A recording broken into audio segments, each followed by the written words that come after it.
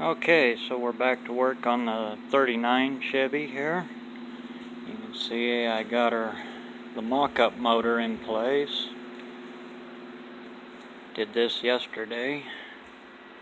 I got my extension pieces mocked in right now.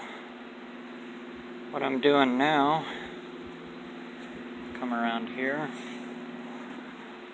Right here.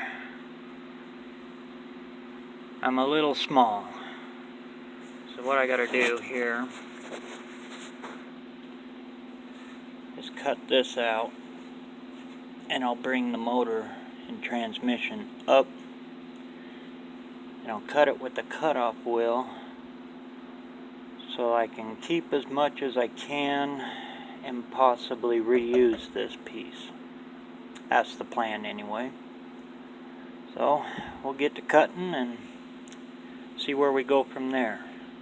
Always cut small. I can always get bigger. We'll see what happens.